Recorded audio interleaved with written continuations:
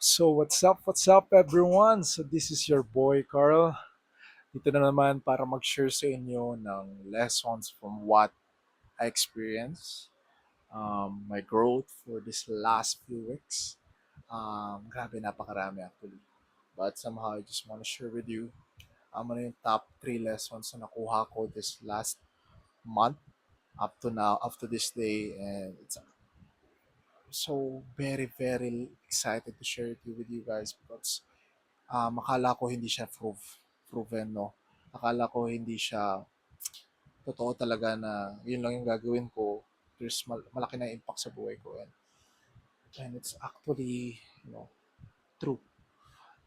Based on results, based on my growth right now, kung gano'n kasi right now, I'm so busy, and dami kong dapat gawin, and I'm so happy to do it, and still nakapagawa ako ng content. And I really love and macho pa rin. Yeah, so that's what I have right now. So this is for you. Kung ikaw yung tao na,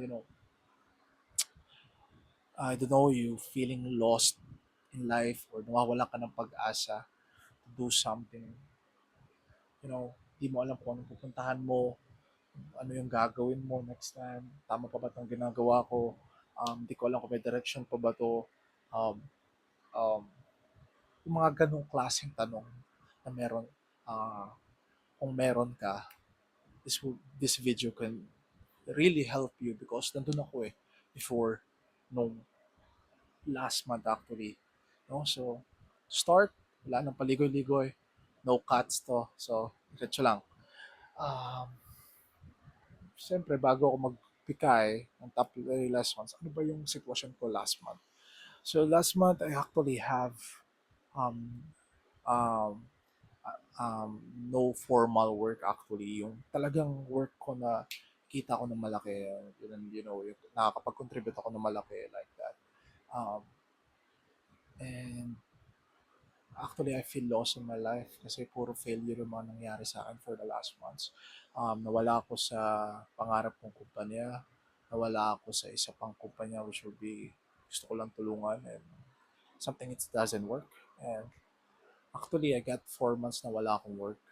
Na yung formal work talaga. But I cannot say na hindi ako kumikita, pero some way I'm still grateful, kumita pa rin ako right now, pero hindi siya sapat. So I'm still stressed last month, and actually, I don't know if we call that depressed. Sabi nga ni MJ Lopez, baka ninenervous lang ako. But somehow, yun yung sitwasyon ko, and nafe-feel yun ng mga tao na sa paligid ko, my girlfriend, my mother, my family, and some way, um, tatlo lang yung ginawa. Ito yung tatlong lesson lang na ginawa ko habang nafe-feel ko yun, at pinanindigan ko lang hanggang nagkaroon ng resulta. And it's actually create me a lot of blessings right now. Napakarami pa. And yeah, let's start with number one. So number one, tinataas ko lang lagi sa Diyos. What do I mean? I always be grateful no matter what. By doing that, by always being grateful, um, feel ko na meron pa rin binibigay ng blessing sa akin si Lord. Nandun pa rin ako sa pat na plano niya na hindi plano ko. If you guys know that. Lagi ko lang inaalala yung sarili ko, Lord, kung anong plano mo, surrender lang ako. Always surrender, always be grateful, thankful, I always feel blessed, always feel nandyan lagi si God. Yun yung pinaka-top one ko na masasabi ko, sobrang solid. If you feel lost in life at walang-wala ka na talaga, um, yung feeling mo like down talaga, like, minsan meron pang mga punto na wala ka na talaga malapitan, sobrang baba ka na, wala ka ng pera, wala laman yung bangko mo, wala nang malapitan na tao, wala ka ng business or something, yung pangarap mo hindi na talaga na-feel or nakikita mo, lapit ka lang kay God talaga. Be open, truly open about it. Ito yung sitwasyon ko, Lord. Ito yung nangyayari sa buhay ko ngayon. I want to open and feel, Lord. Surrender ko lahat sa ito.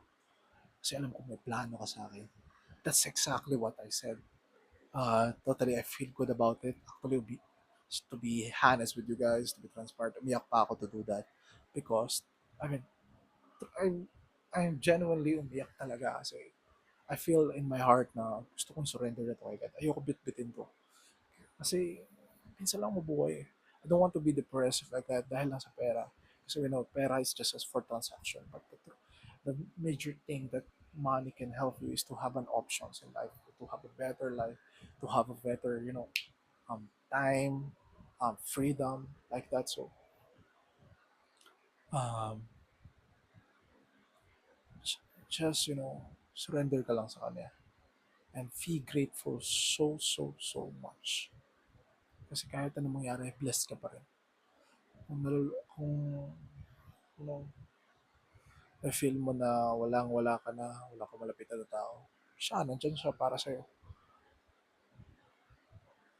At after mo mag-pray sa Kanya, katulad ng nangyari sa akin na third pray, may blessing na dumating. Dumating yung mga kliyente ko, napakarami nila. Actually, tinanggihan ko na yung iba. Dahil after ko mag-pray talaga, dami na chat, dami nag-email. Gulat ako, di ko alam bakit. Because by being grateful, okay, Lord, nakapagpasa ako ng maraming emails. Nakapagpasa ako ng maraming resume. So grateful for that, pero di ko alam kahit anong mangyari. Pero grateful ako doon kasi nagawa ko pa rin yun. So that's my number one. So always be grateful. Always surrender to God. Whatever you feel, whatever you think right now on yourself, in your future, surrender mo na sa Kanya. And number two, you know,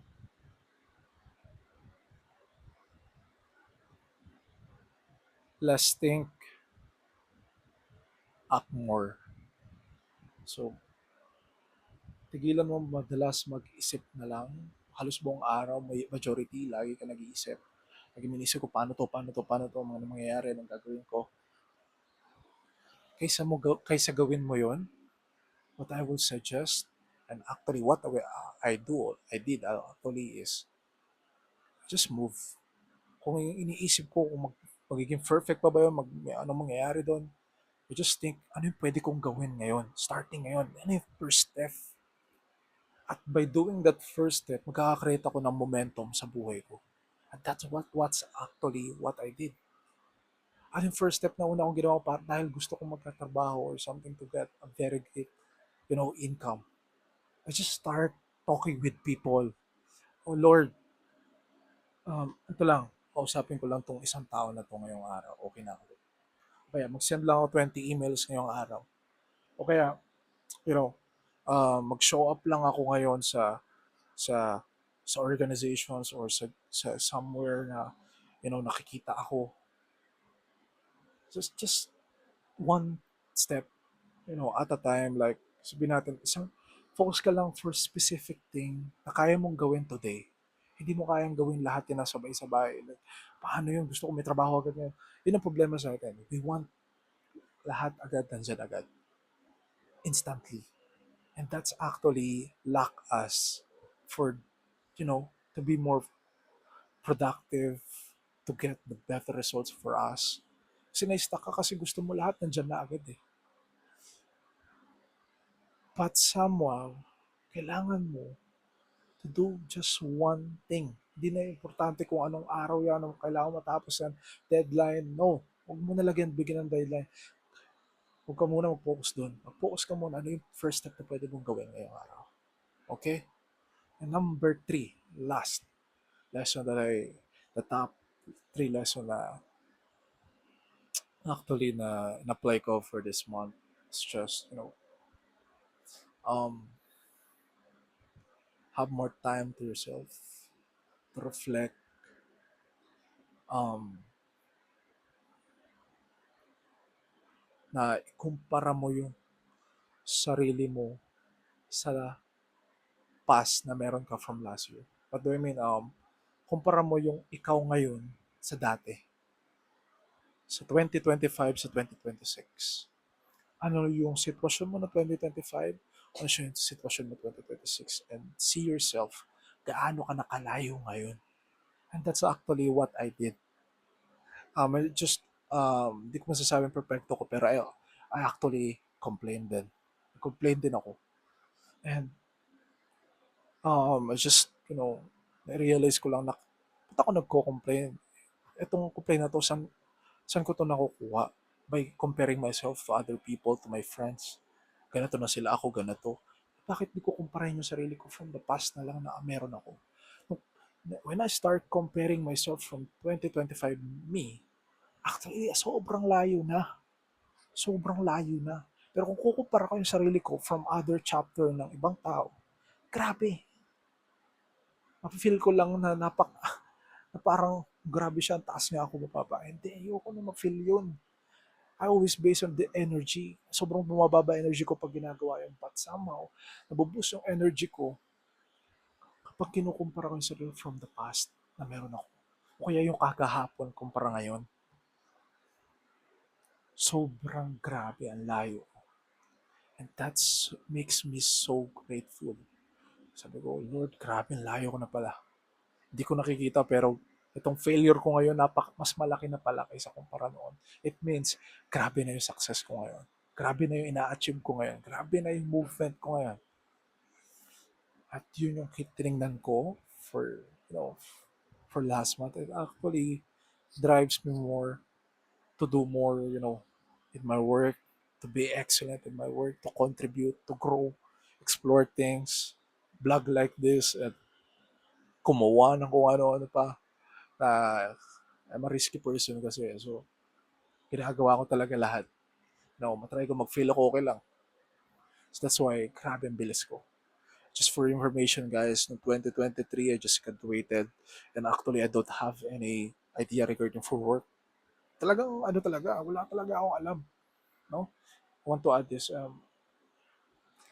Start ako mag-work, di ko alam kung magtatrabaho ba ako hindi. Pero, dahil kailangan sa buhay, I started to do sales. Sabi ko, gusto ko mag-sales. Kasi nakikita kong dami siya mayaman sa sales eh. So I started selling on cars. Somehow, yung hindi ako nakabenta. And I feel napakalayo nung trabaho ko.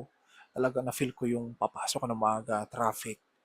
Tapos, pagdating mo sa trabaho, may silipan, may chismis, may problema ka sa coworker mo, tapos uuwi ka pagod na sobra tired, may kaaway ka pa. Tapos ganun ulit araw-araw. Sabi ko, tapos yung sahod mo hindi pa sapat. Kulang na kulang. And hindi ako nagpalagay doon. Talagang nag-move ako. Sabi ko, okay, go. Move ako sa ibang bagay. And actually, hindi naman siya naging perfect at all after ko lumipat. Talaga nag-fail ako na nag-fail. Hanggang napunta ako kay Coach Raseng. Until I fail again. Actually, yung fail ko, I'm fail forward. Hindi ko sinasabing failure talaga na hindi ko tinatry. Well, I'm so grateful about this kasi nag-fail ako na sinagad ko yung sarili ko about it. It's connected with my top 3 last one. Kaya grabe na yung growth ko from 2025 me yan till to 2025, 26 me ngayon. Kasi I always love to fail big, fail forward. Sabi nga ni Denzel Washington niya. So, yung, pinanghawakan ko lang. So, sabi ko lang sa'yo, if you could try this, wala kang matatry na bago ngayon, or itong lesson na to, isa lang ma-apply mo, malaking magbabago sa buhay mo. I mean, if you do it consistently,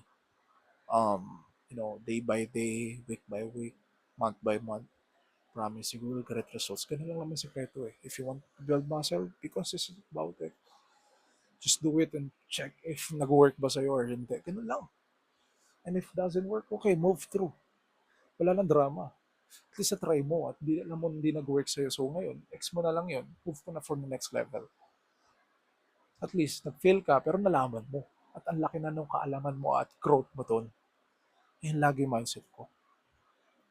And give me to something way more bigger. So, yeah. Um, that's all for today. And to summarize of this top three. So top one, always surrender, be grateful, and be open to God. No. Number two, um, think less, act more. Number three is um,